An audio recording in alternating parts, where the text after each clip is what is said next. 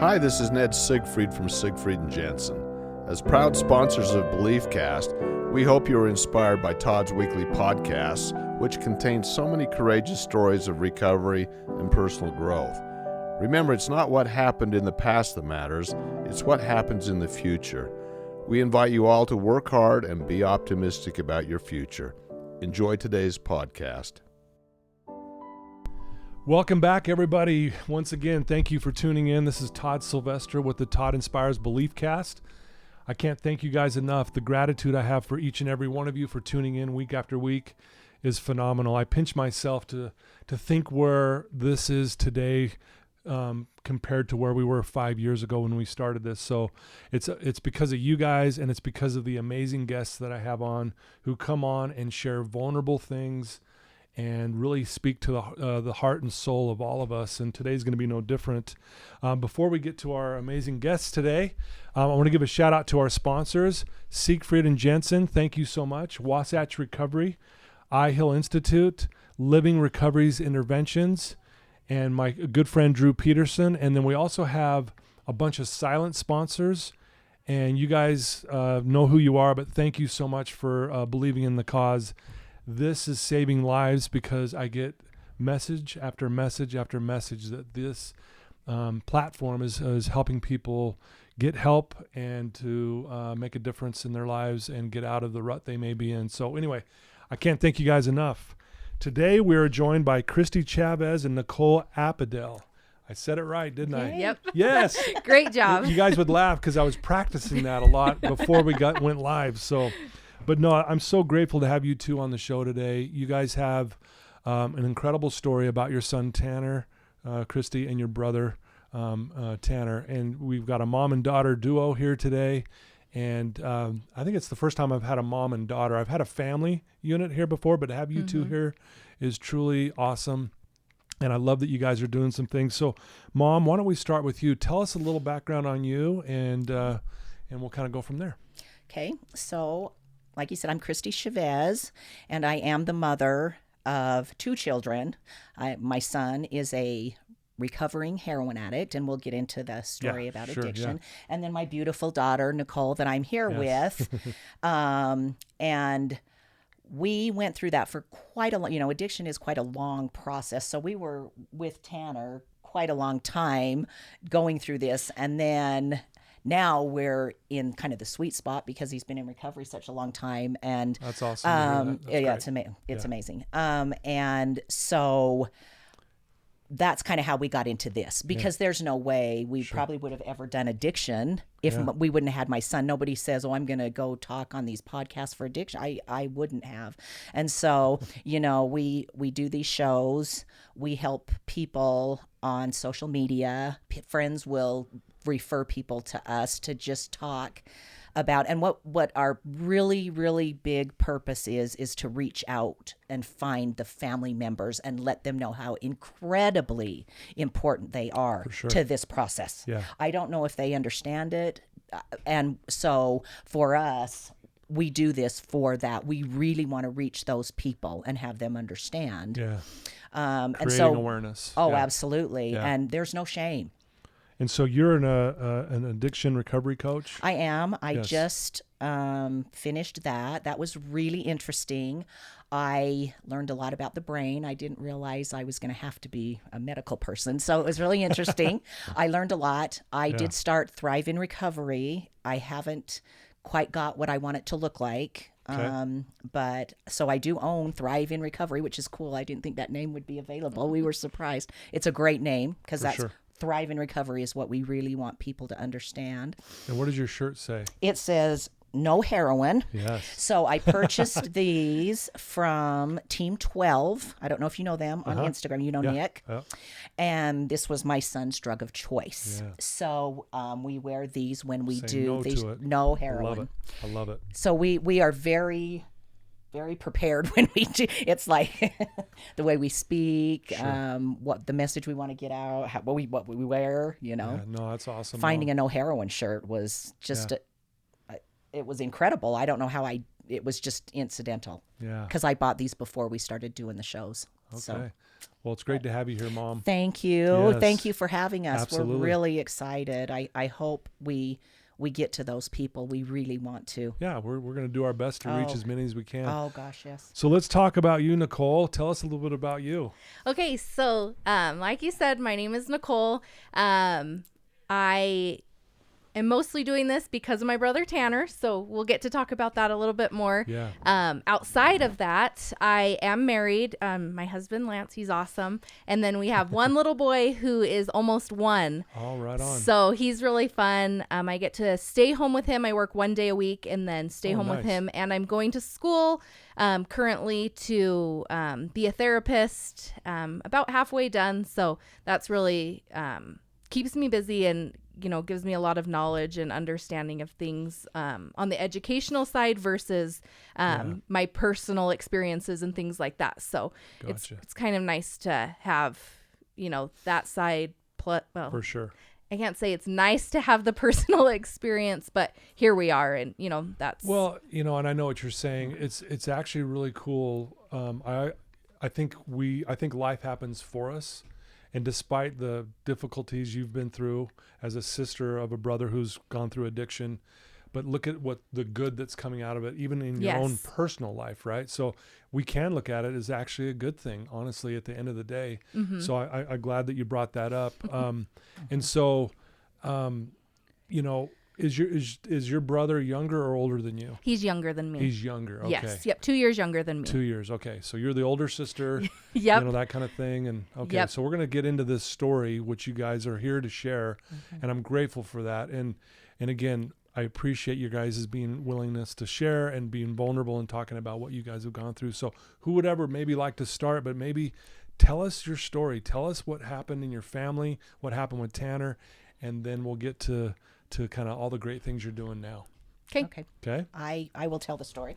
So, and I always start at the same, so I have to anyway. So I'm Christy Chavez. I'm the mother of a 27-year-old, almost 4 years in June, recovering heroin addict. Congrats to Tanner. Oh yeah, we're so Right? happy. Yep. I think this time it's going to stick, thank heavens, because it's a horrible disease For sure. Yeah. to deal with. It's just unbelievable how powerful it is too. Yeah. So in June of 2018, my son checked himself back into rehab for, we don't know, 3, 4, 5. He doesn't even know because, relapse is such a huge part of addiction for, of course, his heroin addiction. And when he got out of detox, we were up there. And this counselor, he was in Ogden Regional, which was amazing. This counselor, Doug, brought out this piece of paper. And he said to Tanner, we only see these readings in autopsies. He says, I absolutely have no idea how you're alive. Mm-hmm. He said, you should not be alive right now. Yeah. He said, I can't believe it. He said, you are like the best drug dealer I have ever seen. So whatever combinations Tanner was doing that was reading out on this got his attention. And he said, you are like the best drug addict I've seen. He said, you never have to do drugs again. You're the best. Yeah. You're going to die. And he said, you will die. You are. And he said, because you should not be alive right now. And it was horrifying. Yeah. We were. Make sure you're in front of. Okay, sorry about that. No. Yeah, make sure you're in front of that mic. Okay, perfect. Okay. So This is great. It was horrifying. And so I think he kind of took that because he had such a huge respect for Doug. When you're a recovering addict and you find someone that you trust so deeply, when they say those things to you, you listen. And I think Doug probably was one of the reasons that it saved his life, and he listened. So he's an amazing man. Props to Doug, man. Yes. That's great. Doug. Yeah.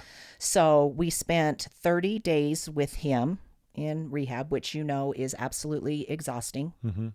So at the time, I was working at IRS. I had a very stressful job. I was in high management. My husband was not feeling well at the time. Okay. So, and then I had my son, my baby child, in an addiction center. So I'm going to work in the morning. I go to the hospital probably 5-6 days a week, if sometimes not 7, or I would go get him and bring him home to see my husband because my husband could not go. And then I would come home and make sure my husband was good. Right. Right. So I am, by the time these 30 days is over, right, I'm absolutely exhausted. Right. You know, it's exhausting to go through addiction. And you learn a lot, and it's so important, but it does take a toll on the entire family. I'm going to tell you, it's not an easy thing to go through. Sure. So I brought Tanner home on July 13th, and on July 15th, I found my husband dead. So, sorry to hear that, by the way. Thank you. Yeah. He was sick, but of course we never dreamed he was going to die. And then we're devastated. We're horrified. You know, I got her to the house. She was devastated. And the first thing we think about is, oh no, Tanner. Yep. Well, he's only been clean, 35 days. And we have to tell him his father is dead.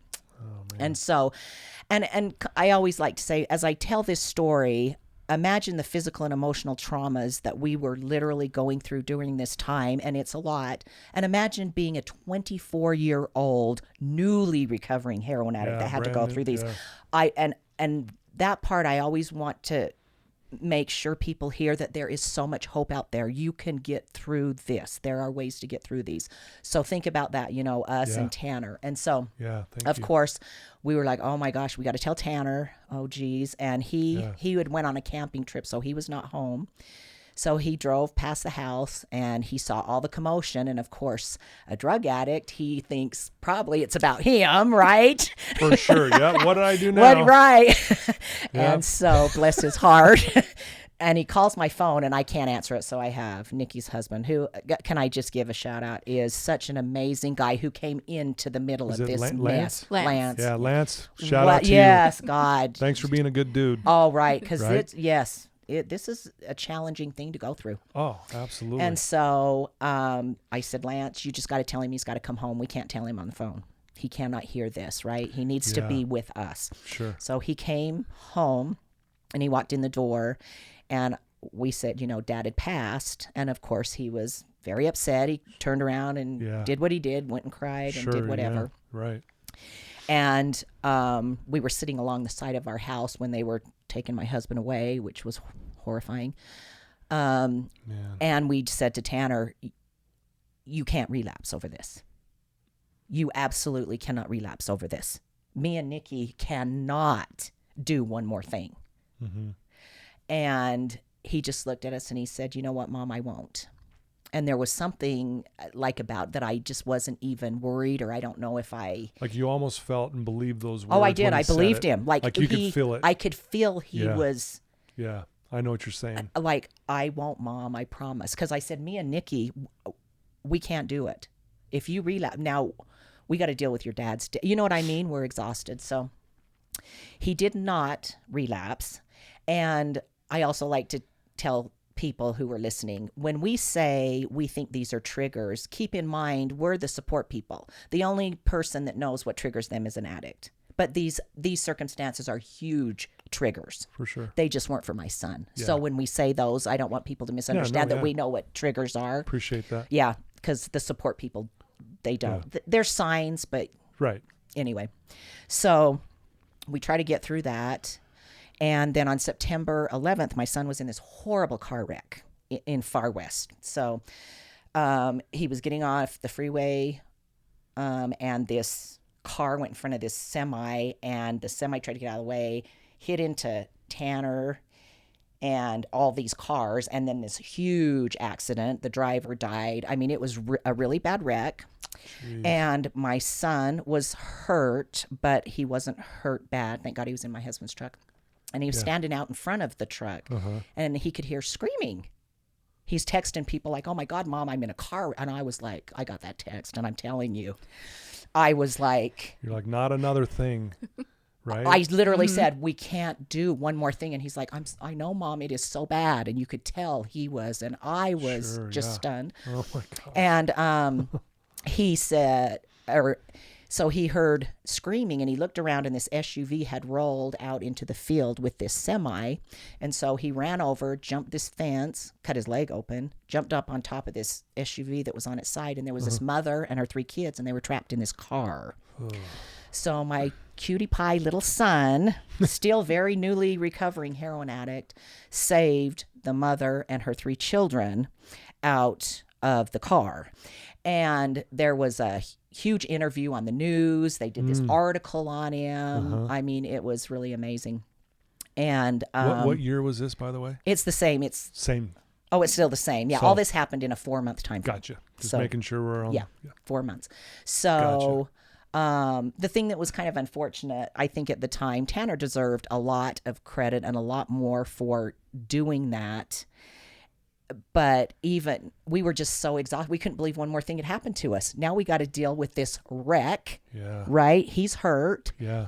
You know, and so now we've had 3 yeah. things just hit us, right? And we're thinking, oh my gosh. So we get through that, which, you know, when we say we get through it, and, you know, I'm only kind of touching on how much, you know, emotional or physical trauma we were going through. You know what I mean? Yeah. So we get through that. And on October 24th, I was diagnosed with breast cancer 3 months after my husband died. Jeez. And, I don't remember a lot. Once you hear cancer, you know, we talk about cancer so nonchalantly as a country, but when it's said to you, and then it's said to you during this time frame, I'm telling you, my kids will even still have to say, don't you remember that, Mom? I don't remember a lot of things. Yeah. I do remember, I thought I got to tell my kids, oh my God. So I called her and said, I got to tell you something. And of course they know it's not good when you say that. When you say it like that, they're like, oh boy, and what? She was so wonderful. It's okay, Mom, we're going to get through this. We can do this. But we were all shocked and it was just one more thing is happening. You know, one more thing we can't take one more thing, but you can. And so, I drove home, and I don't remember driving home, but I do remember thinking, this is the time I'm going to be. I was so worried that he would relapse. This was that thing that would put him into a relapse, because I wasn't worried about the car wreck. He said he wouldn't with his dad, and he didn't. But this was the time I was the most worried. Like, I was thinking, I want to do drugs. You know, you don't, but you can understand wanting to numb after all this had happened to us. Goodness. I totally understood it. Yeah. So I got home, and I went in his room, and he knew it wasn't good because I never go to his room. Then I sat on his bed, and then he knew it really wasn't good. What is coming? And I said, I got to tell you something. And he said, okay. And I said, I have breast cancer. And he said, of course you blankety, blankety, blank blanks. He was very upset. And I let him just vent for quite a few minutes because I got it. I was like, oh my gosh. And I just looked at him and I said, Tanner, I know we can't do one more thing, but we have to. I said, you cannot relapse because your dad's gone, and you and Nikki are all I have. You know, it's going to take us to get through this. I can't do this by myself. And he just looked at me, and I knew when he looked at me, and he just said, you know what, Mom, I won't. And we hugged for a really long time and cried, of course, both of us. And we got through that. And so, it was a horrifying time. But what a beautiful moment. If I can just pause for a second, a beautiful moment. You spoke your truth and your heart and soul to him and when you were sitting on his bed. He felt that. He replied back with a beautiful response, which you wanted to hear, and then you hugged it out. True connection. And what a beautiful moment for you too. As hard as what you were going through, but to be able to have that moment had to have been reassuring. Yeah, I think that's the reason that we got through it, because our unconditional love, we will never leave each other no matter what, ever. You can tell what we went through, and we stuck together, and we did everything we could together to get each other through whatever we were going through. Yeah. and I include her husband, he was amazing, because sometimes we were a mess, and he was the one that had to keep us, Yeah. Wow. you know. But yeah, that's honestly what I think got us through, because people ask us all the time, how the heck did you guys even get through that? How is that possible? We had no other choice. Well, we had some, they just weren't good. Yeah. And we had each other. Wow. And it's amazing. Well, we say amazing today at the time. Well, amazingly bad, but amazingly good at the same time. We've turned it into so many positive things, because we could have really gone down a negative path for a very long time over this. And people would understand. They'd go, God, who wouldn't? Yeah. Right. In fact, most people are surprised we didn't. Yeah. Like, how can you be so positive about me? Well, because it's just not that great to stay in that negative place, you know? And so that's, you know, why the story is so powerful. Yes. Not just addiction, but all those other traumas. You know, people reach out to us, you know, women will reach out and say, God, my husband died. Oh my God, I had breast cancer. Yeah. I know it didn't happen in this 4-month of time frame, but so we have people that. Well, one of those alone is difficult, let alone adding them all on top of each other, like what you guys went through. In such a short time frame was. Wow. Yeah. Wow. So, Thanks. And my son, the point of, you know, us doing the addiction is my son did not relapse. Yeah. So everyone out there, if you're struggling, there's hope. Just remember, you can get through it. Yeah. There is. And the support people are a huge part of that, because even though we were going through this, we never forgot about Tanner's addiction. Oh, yeah. And that says a lot, because we were a mess. Yeah. Yeah. But addiction was in the and we know it always has to be in the forefront. Yeah. Addiction is always first for Tanner. Well, props to Tanner. Mm-hmm. Yeah. Seriously, like, shout out to him. And honestly, I think that's great. Well, maybe Nicole, you can maybe share your perspective of what, you know, watching what the whole family's going through, and maybe share your perspective of all this. Okay, so I feel like I kind of played the role of just taking care of things. So, you know, when my brother went to rehab, I was able to go visit him the first day that I could, and it was just me and my husband and him there, and he was just he was surprised we were there.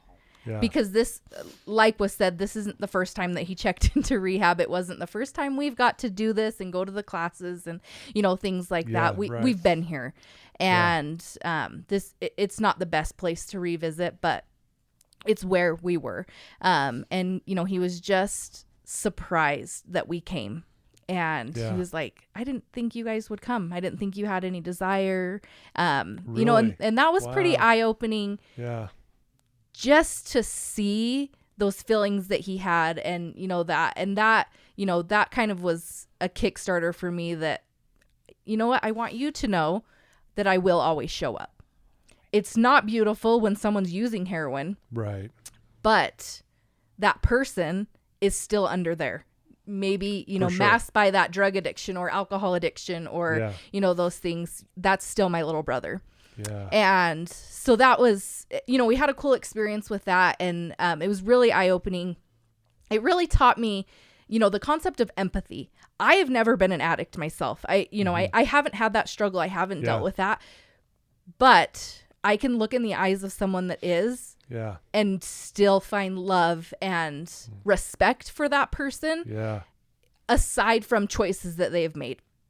You know, so I was able to learn a lot. And I think having that experience kind of helped carry me through the next little while. Because, you know, like was said, then my dad passes away and I'm like, I'm sad. That's my dad. Sure. But I'm worried about my mom. What can I do to help her? Her husband died. And what can I do to help my brother, who is an addict? My goodness. To stay, you know, in this good spot. This is hard. We are all dealing with this, you know, super unfortunate thing. It was very, very shocking, very sad. But I just felt like I needed to be the person that could just hold us together. Yeah. You know, Tanner had his struggles. Mom was struggling. I was too, but we've got to stick together and kind of get through this. Yeah. Yep. Because together we're going to get through it.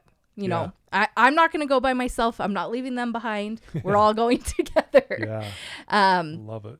You know, and then kind of similar feelings when she got her diagnosis of cancer. It was, what can I do? Where do we need to be? What do we need to do? You know, and it was hard. It was really hard. It's a hard time. And looking back, I'm like, yeah, that was a lot. Oh yeah. It was a lot to go through. And there were times where, you know, each of us felt like we don't want to do this. Yeah. We don't want to have the good attitude. We don't want to get out of bed and be chipper and, you know, get to our appointments and, Right. you know, figure out this life insurance, that, you know, all of those things that come along with it. But, you know, kind of in that you're given an opportunity to choose how you move forward. Yeah. Life is going to move forward no matter what. Yeah. Life keeps going. It does. Yep. It really does. And you get to choose what kind of life and experiences that you want to have. I love that. And, you know, sometimes it's not an easy choice to say, I'm going to do this. I'm going to be happy. I'm going to carry on. Even though my mom has cancer, she's in the middle of radiation. My dad just died. My brother's, you know, has to make it to a meeting or, you know, things like that to help so we don't relapse. Those are hard things, but life is still good. Yeah. We can still find joy and choose to have joy when we're experiencing hard times or struggles. See, and that's amazing, by the way. I'm just seriously, like, I'm first of all blown away at the story, because I knew a little bit about you guys' story and what you guys have been through, but not in the details you're sharing. But to hear you say that, Nicole, about choosing to find joy in this process or this journey that we happen to be on, right? That's remarkable. I that really touches me when you said that. Thank you. Yeah. So, God, you guys, you're getting me all emotional. Oh, good. We want gosh. we It's almost like want that to happen, that to touch people's lives. Well, you do, and you're touching me, and I know people listening to this, they're going to feel, I mean, I can feel your guys' passion. I can feel your desire to help. I can feel it. You can't fake that. And this is beautiful, and I'm so grateful for that. I mean, I've got 1,000 questions I want to ask you, but maybe we'll start with you on this question here. As you're going through this and you're watching mom go through what she's going through, and you as a family as a whole are going through all of this together, what do you think, like, I know there's 1,000 lessons that you've learned through this, but is there one that stands out that taught you more than anything? Like, is there a lesson that you're like, man, this is what I learned? So there is. Okay. And I kind of came to this like crossroads with my husband, and like together, this is like where we ventured forward with this, because we talk about Lance like so nonchalant, like he just came in and he just took care of this, but he did have some hard times with it. Oh, for sure. And one night he was just, we were getting ready to go to bed, and he was like, I really want to find passion for life. And sorry. Don't be sorry. And, like just hearing him say that, I'm like, wait, what? I'm like, I thought you were just taking care of things for us and making sure that we were fine. And he was like, I miss your dad. And in that moment, we kind of sat there and we were like, we're going to do our best to have a passion for life and to find joy in every single day. Wow. And I think a lot of times as human beings, we go through life just going through life. Yeah, we're just existing. Yep. Yeah. Yep. And, I think it's easy to get into that pattern because it's kind of a norm. I think it is a normal thing to just kind of exist. We wake up, we go to work, we come home, we cook dinner, we go back to bed, we wake up, we go to work, the same cycle that we're living in. Yeah. And I think for me, I was able to step back from that cycle and see, I want to find joy in those moments, I'm not saying like that we took our life and every single day we were Right. like going to Hawaii and going to, you know, these fancy restaurants and living this fancy life. We were living the same life. Our circumstances were exactly the same, Yeah. but we were able to look at them and not just cruise along in those circumstances. We were able to step outside of that and to really come to find love for things, for the small things that we Yeah. did, for Yeah. the people that we interacted with. And that really changed me, you know, and how I was able to look at things. It wasn't just another day. It Sure. wasn't just, Yeah. you know, going to work. It wasn't just going out to dinner. You know, it was, we have an opportunity to do these things, and we're blessed to be able to do these things. Right. And even when it's not the beautiful things, we still do have an opportunity Yeah. to, you know, get through these things, to do these things. And we do get to choose what type of life that we want to have outside of the circumstances. Wow. Right. Thank you for sharing that. Dang. Whew. It reminds me of a quote by Benjamin Franklin. He says, some people die at 25 but aren't buried until they're 75. Yep. You know, just going through life, existing like this is what life is. Life sucks, and I'm just going to go through the motions till I finally die. Yep. And we can get stuck in that. Yes. And that's what you were saying. But to see that you're like choosing to find the joys and the passion for actually everyday living, that was beautifully said. Thank You're you. very well spoken. Thank you. Thank you for sharing that. Wow. So Mom, same question. And I know there's 1,000 lessons you've learned, and maybe there isn't just one that you want to share, but is there one lesson for you, Mom, going through all of this that stands out for you? I think probably the biggest lesson, and I probably already always knew it, but how unbreakable we are. Ooh. This, and I didn't even think about it till somebody mentioned it, but somebody said to us, how did this not destroy your family? And I didn't even Yeah, think I'm thinking about the it. same thing. I didn't even think about it because Yeah. it never dawned on me for 1 second that going through this would tear us apart. We were always very close, but this just made it even more like, oh my gosh, you know, we have each other, we have this, because going through all that was unbearable sometimes. But at the end of the day, I think our love, how much we care about each other, we need each other, we really are a true family, no matter whether it's Yeah. good, bad, or ugly. And we all have good, bad, and ugly. Yep. I just told you in this story. Oh yeah. We didn't let that define us. We did not let go of us. Yeah. And it took somebody to point that out. I thought, oh my gosh, you're right. That's truly that true love that we have for each other Yeah. is really, even for my son, Mm-hmm. who is a recovering heroin addict. And we know addicts do horrible things, right? So let's not forget, you know, we still, it didn't matter how horrible things were or what we did. We were not going to not survive, and we were not going to let this tear us apart or define us. Wow. And- Who are you guys? I'm trying to, Who are What? we? well, no, I say that with the utmost respect, and I know, you know, I'm not even really joking here. Like, it's amazing, and I love what you said too. Unbreakable. We're unbreakable, and I hope our listeners caught that. Like, I really felt that when you said that. Unbreakable, a passion for life, figuring out these things together. We've got each other's back. I mean, there's so many. I'm sitting here, and I'm the spoiled one right now because I get to sit in front of you two and hear this firsthand. This is amazing. My goodness. Thank you. Obviously, you know, we talked about this at the beginning. You know, you're a recovery coach now. You're going into therapy. You're going to school for it. You're trying to figure these things out. So you guys are now like almost like curtailing your lives to what you've been through, and which is really cool, I think.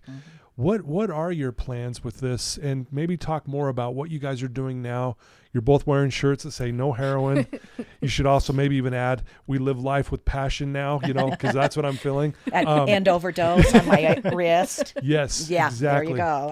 Yeah. I mean, but you're obviously passionate about helping addiction. others and helping those who are outside of the addiction, what the family goes through. So what are you doing now? Let our listeners know, and what are your future plans? Well, okay. So whoever would like to chime in. Well, I'll just like I said, I just kind of got my certificate. I don't know what it looks like. I did start Thrive in Recovery, which I was so excited that name was available to start this business. We're not sure what we want it to look like because, we have so many ways to go. How do you, talk to people? What do we want it to look like? You really should do like a podcast because you guys are so well spoken.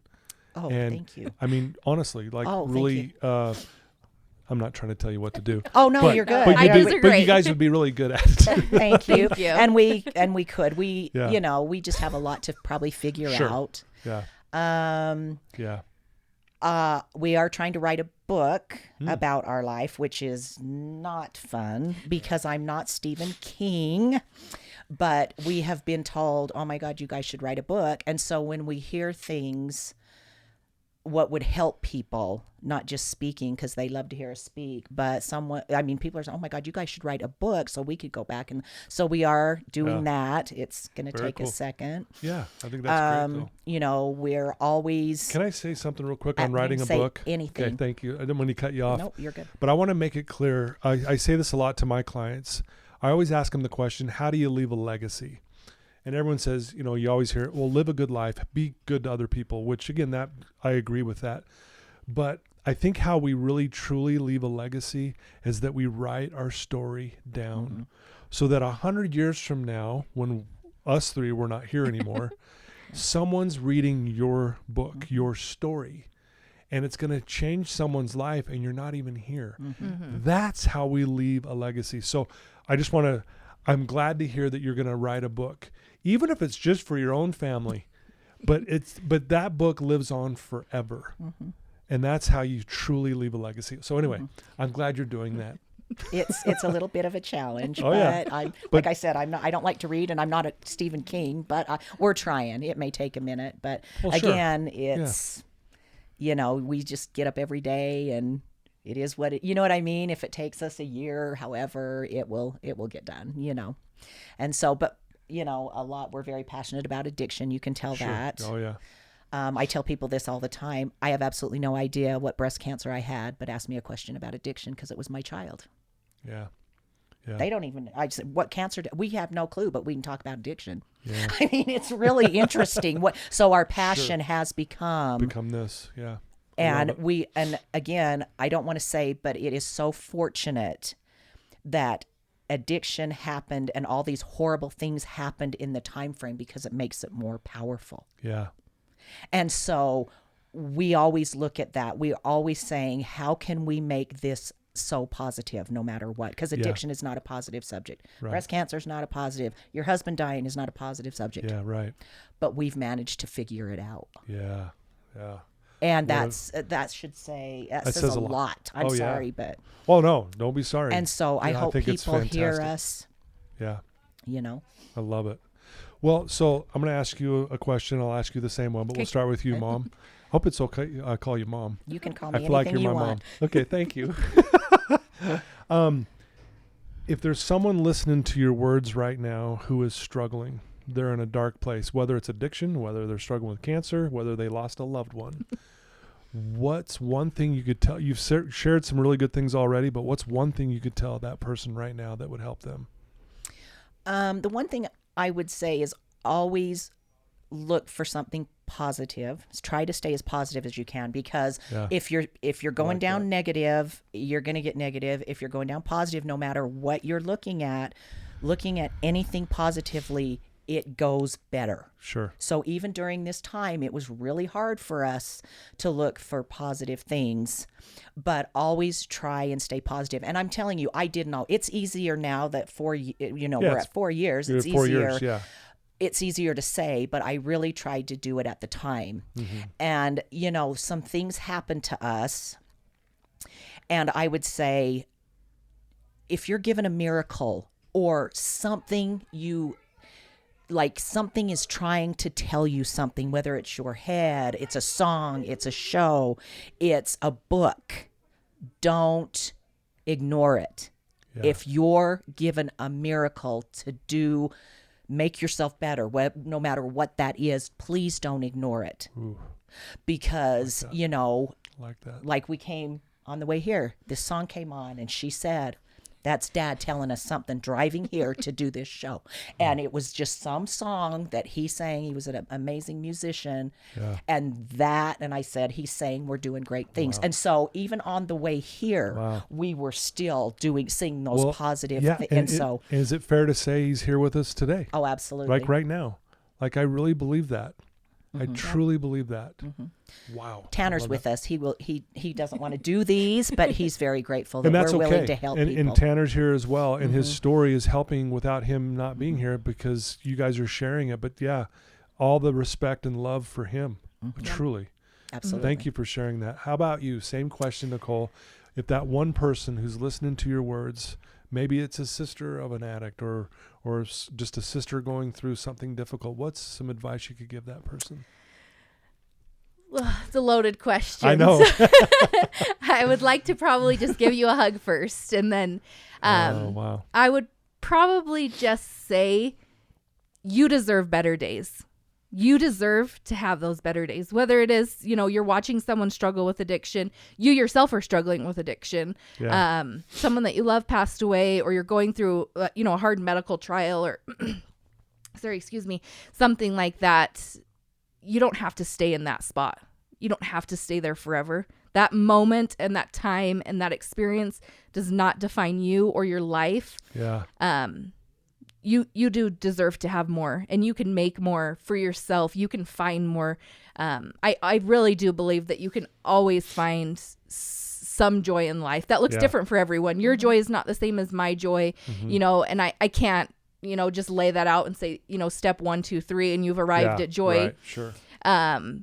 But if you, put in the effort to, work on your relationships, work on yourself, work on, finding positivity, finding joy in life, it is doable. Yeah. It's not, you're not going to arrive there, immediately, but over time you can have the life that you desire for yourself and for your family and for your loved ones, one step at a time. Right. Wow. I love that. Such great advice from both of you. My goodness. And stick together as a family. Yeah. I think us and staying together is so huge. Well, I love that because you guys made a decision that, okay, this sucks what we're going through. This is very difficult, but you looked at each other and said, we're going to do this together instead of splitting up. Because, you hear of families that it splits up because of the difficulties. So that you guys chose to figure this out together is remarkable. Thank you. Like truly, air there's hugs. There's no I's anymore. It's always we's. Yeah. Well, and I love that too, because we all need help getting to where we need to be, and I love that about your message. You guys are amazing. Oh, thank you. Truly. Like I honestly wasn't expecting this today. I knew we've got the tissues out for those who are listening. We've all been wiping our tears. But I do feel your love and passion, not only for kind of your circumstances, but for people listening to this. I can feel it from you guys, and I know you guys are going to do some good things, whatever that looks like for you guys. And I'm grateful to have you on this show. I'm grateful that our listeners get to listen to this because it's going to help them. And I'm going to challenge the listeners right now that after you've listened to this, share this with someone who's struggling. A lot of times we don't know how to talk to someone. Like, how do we break the ice? Yeah. Sharing this episode will break the ice. They'll just jump right in the pond. It'll be like a bomb. Right. But it'll break the ice, and then you can follow back up with them. Hey, what did you think of that episode? Right. With Christy and Nicole, what'd you think? And it opens up a dialogue. And like you talked about, so good about communicating and why that's so important. So I challenge our listeners to do that. If people want to reach out to you too, they want to know more about what you guys are doing or follow you guys, what's the best way for them to do that? Social media. So Okay. I'm on Instagram. My profile is private because it's like a big nightmare. Social media. It's not my favorite, and I'm not a social media fan. That's okay. I'll tell you, I'm not. But I know it's necessary now, especially for this. Yes. That nobody would have found us if it wasn't for social media. Yeah. So it's Christy.Chavez29, and if you want to follow me, just put addiction. Put something about addiction because people try to follow me. Yeah. And then my Facebook is not private, but you still have to friend me. So it's just Gotcha. Christy Chavez.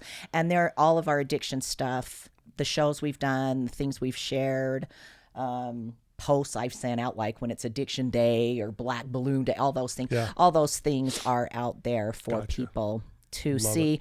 And I get back to everybody that reaches out to me. I have not had one person that I have not went, no matter what it was. That's awesome. No matter what I was feeling, if someone reached out, I knew they needed me too. Right. And so That's I will awesome. always get back to you. Very cool. No matter what it is. Yeah. And I love it. yeah, no one should suffer in silence. Please know that. And there's no judgment here.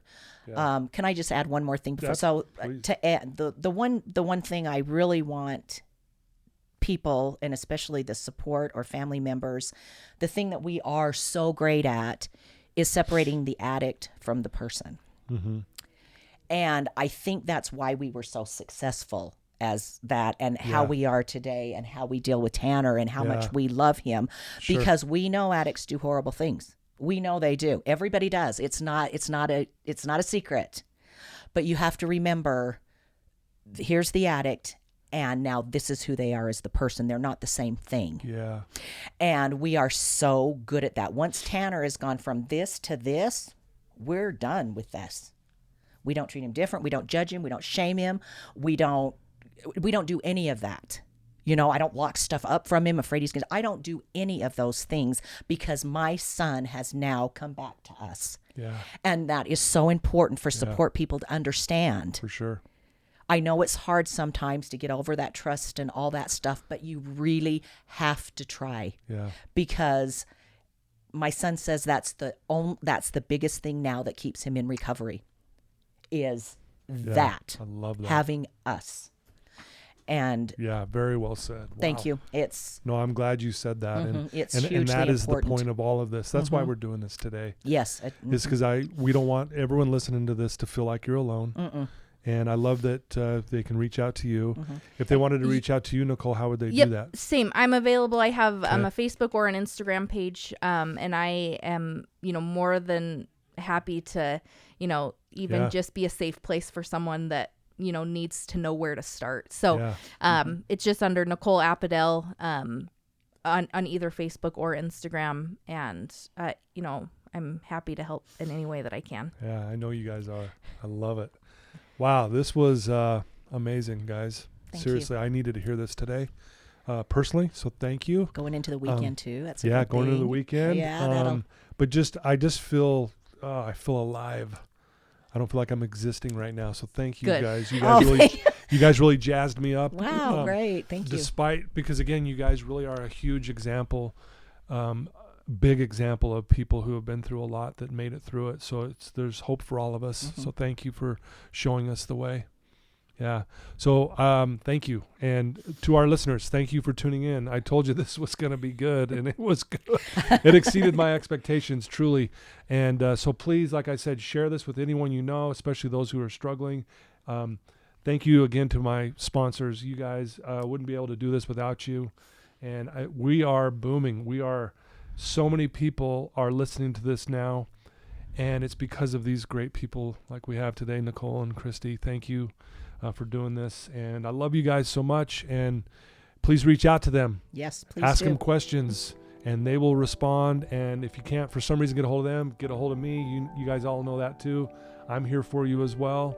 And please check out other episodes on beliefcast.com. And I can't wait till this goes live because it's going to help so many people. That's what we want. Thank you guys. Thank you. All right, guys. Till next time. Take care.